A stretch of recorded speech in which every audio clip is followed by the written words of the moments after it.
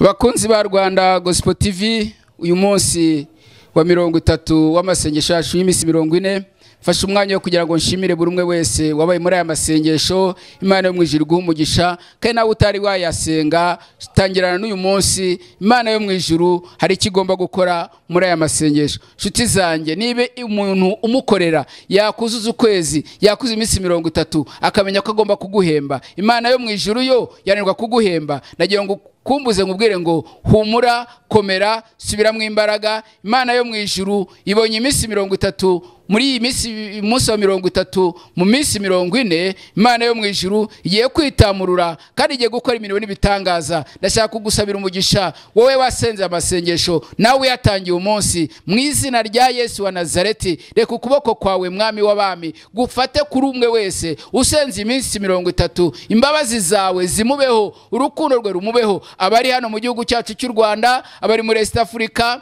abari mu Burayi, abari muri Amerika, mwese uko mudukurikirana kuri channel ya Rwanda Gospel TV, uko mukurikirana amasengesho yacu, Imana yo mwijuru ibaho umugisha kandi bagire neza. Telefone yanjye ni 0788430085. Turabakunda cyane. Mwari kumwe na Pastor John Karimbanyi. Amen.